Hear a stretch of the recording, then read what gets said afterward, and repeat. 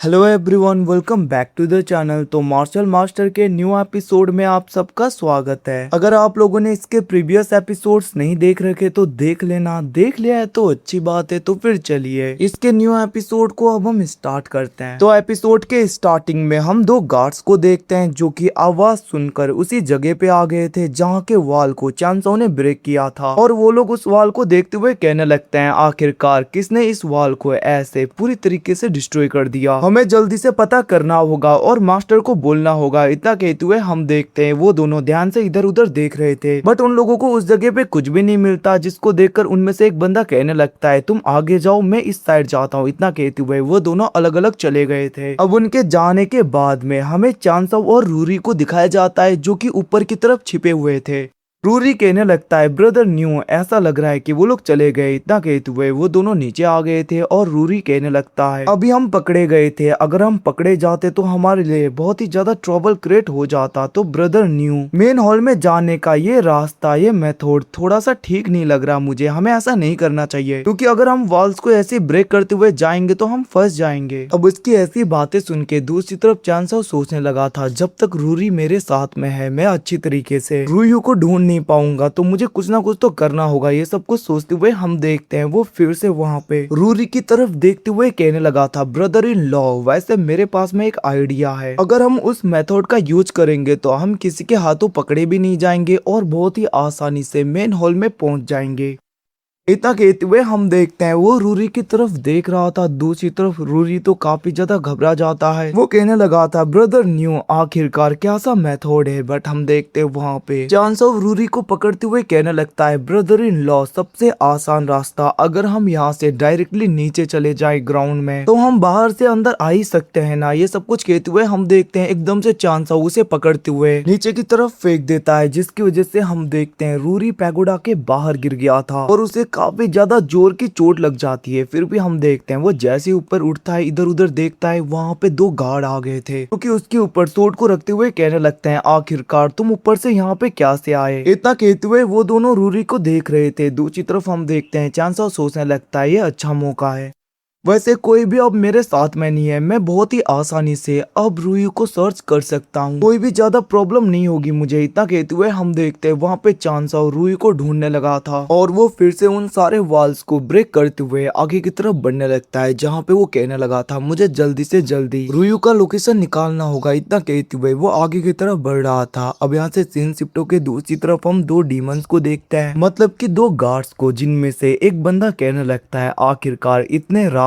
को great Elder को क्या हो गया कि उन्होंने लेडी होंगचेंग को बुलाने के लिए हमें भेज दिया, अच्छी तरीके से रेस्ट भी नहीं कर पाया मैं तो। अब उसकी ऐसी बातें सुन के हम देखते हैं दूसरा गार्ड कहने लगा था, ऐसे अनाप शनाप बकना बंद करो, अगर ग्रेट एल्डर को ये सब कुछ पता चल गया तो याद रखना वो तुम्हें भी नहीं छोड़ेंगे और हमें भी नहीं। वैसे भी कोई जरूरी काम होगा, इसलिए उन्होंने इतने रात को लेडी होंगचेंग को बुलाने के लिए कहा है। इतना कहते हुए हम देखते हैं वो दोनों आगे की तरफ जा रहे थे और वहीं पे दूसरी तरफ चांसो उन सबकी बातें सुन रहा था और वो कहने लगता है, क्या जी होंगचेन, ये तो रूयू की आंट है ना, तो फिर आखिरकार इतने रात को ये लोग उसे बुलाने के लिए क्यों जा रहे हैं, जरूर रूयू के साथ में रिलेटेड कुछ होगा। ये सब कुछ सोचते हुए हम देखते हैं चांसो अपने एनर्जी को पूरी तरीके से अनलिस्ट करते हुए उनकी तरफ स्पीड में बढ़ने लगता है और हम देखते हैं वो बहुत ही ज्यादा तेजी में उन गार्ड्स के आगे चला गया था। उन गार्ड्स को तो कुछ भी पता भी नहीं चलता, बट हम देखते हैं वो लोग एनर्जी को महसूस कर लेते हैं, जिसकी वजह से वो दोनों काफी ज्यादा घबरा गए थे। उनमें से एक तो कहने लगता है, आखिरकार ये कौन है जो इतनी ज्यादा तेजी में इस जगह से गया, हम उसे सेंस भी नहीं कर पाए। इतना कहते हुए वो लोग इधर उधर देख रहे थे, बट हम देखते हैं एकदम से पीछे से चांसो आते हुए अपने सीलिंग टेक्निक का यूज करके उन दोनों को बेहोश कर देता है, जिसके बाद में उन दोनों को अपने स्मॉल वर्ल्ड में लेकर आ गया था, जहाँ पे आने के बाद में उन लोगों की जैसी आंखें खुलती हैं, खुद को किसी दूसरी जगह पे पाके वो दोनों काफी ज्यादा घबरा गए थे। बट हम देखते हैं अपने सोर्स को बाहर निकालते हुए वो लोग गुस्से में इधर उधर देखने लगे थे, जहाँ पे उनमें से एक बंदा कहने लगता है, आखिरकार ये कौन सी जगह है और किसकी इतनी ज्यादा हिम्मत हो गई जी फैमिली से पंगे लेने की। अब उनकी बातें सुन के दूसरी तरफ हम देखते हैं पीछे की तरफ से चांसो आगे आते हुए कहने लगता है, मैं तुम लोगों को 2 बार नहीं पूछूंगा, बस मैं एक ही बार पूछूंगा कि आखिरकार रूयू को किस जगह पे रखा गया है, जल्दी से मुझे बता दो रूयू कहाँ पे है। अब ये सुन के हम देखते हैं दूसरी तरफ उनमें से एक गार्ड कहने लगता है, क्या तुम्हें मिस रूयू के बारे में पता करना है।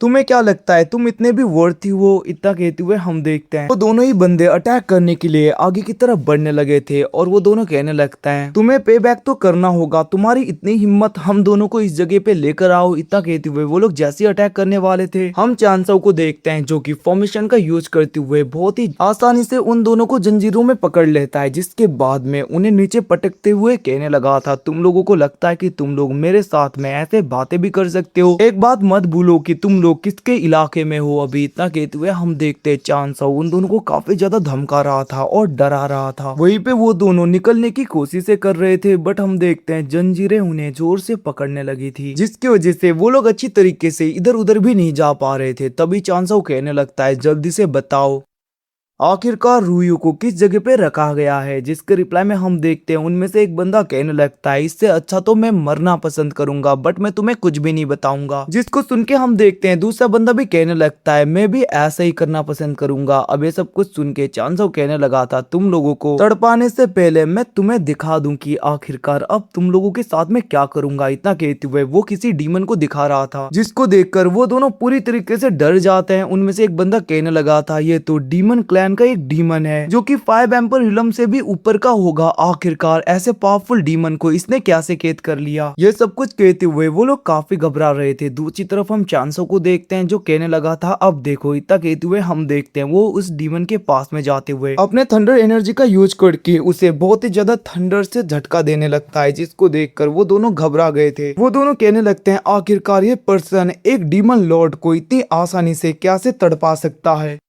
आखिरकार ये पर्सन है कौन जो कि डीमन लॉर्ड को इतना ज्यादा टॉर्चर दे रहा है? ये सब कुछ कहते हुए उनकी तो हालत खराब हो गई थी। वहीं पे हम चांसो को देखते हैं जो कि उस डीमन के सोल को बाहर निकाल रहा था। ये सब कुछ देखकर वो लोग और डर जाते हैं, जहाँ पे वो दोनों कहने लगे थे आखिरकार इसने इसके सोल को क्यों निकाल लिया। हम देखते हैं चांसो उन सोल के साथ में खेलते हुए फिर से उसी डीमन के अंदर डाल देता है और वो अपने पूरे एनर्जी का यूज करते हुए उसे काफी ज्यादा तड़पा रहा था। ये सब कुछ देखकर उन दोनों की तो काफी ज्यादा हालत खराब हो जा रही थी।